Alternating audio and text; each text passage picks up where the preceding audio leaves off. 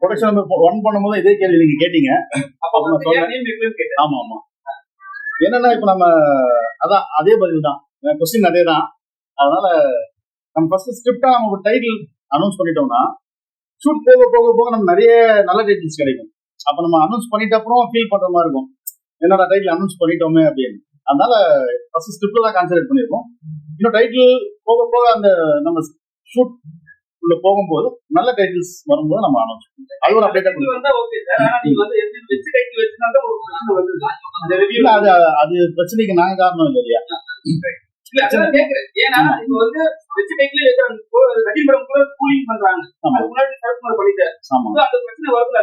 அதுல பிரச்சனை வரல எனக்கு தெரிஞ்சு.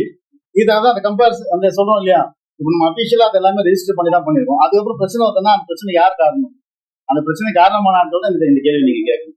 நாங்க பிளைண்டா போய் டைட்டில் வச்சோம்னா பரவாயில்ல, நான் கில்ட்லயோ ப்ரொடியூசர் எல்லாமே ரெஜிஸ்டர் பண்ணி தான் டைட்டில் வைக்கிறோம். ஒரு 4-5 டைட்டில் கொடுக்குறோம். அந்த டைட்டில்ல இந்த டைட்டில் தான் எங்க வந்திருக்கு. அதுவும் நம்ம அதுலயும் சொல்லிட்டோம், 13 ஃப்ளோர் தான் first shoot plan, 7th floor அமைஞ்சது, அதுக்கப்புறம் டைட்டில் பிரச்சனை வருது.